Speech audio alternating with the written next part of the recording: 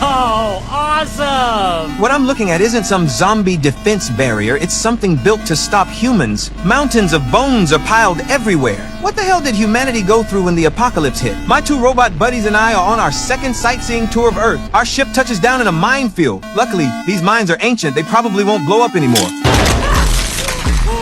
Well, I hope that was the last one. My yellow buddy completely ignores the danger and yells at us to get to work. After all, digging into what happened to human civilization after the disaster might give us robots some insights into our own emerging culture. Soon we reach a devastated survival camp from the apocalypse. Human bones and bullet holes are everywhere. Clearly, humans couldn't build their utopia with guns alone. When food became desperately scarce, they hunted down every animal bigger than a cat and even raided other camps. Some people risked crossing minefields only to end up in traps, becoming dinner for survivalist fanatics.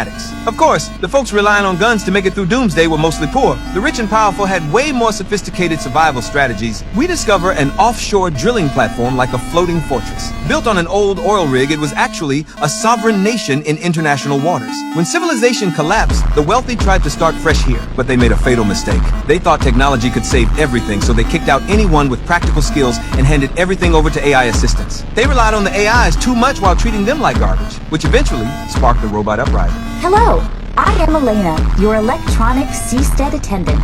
Hello, Elena. I am a human seasteader. Could you haul in the fishing nets so I can eat? I could, but I won't. Catch your own fish, you disgusting meatbag.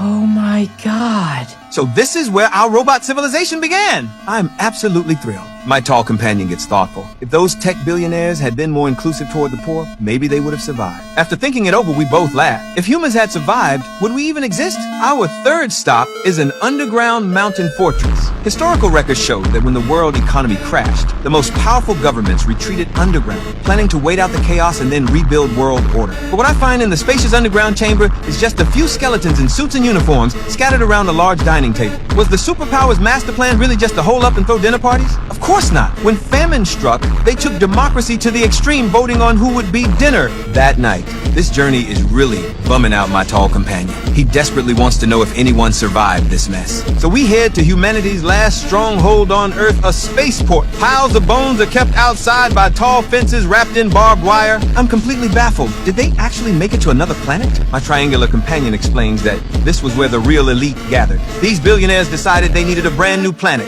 while everyone else got to experience the business end of industrial flamethrowers.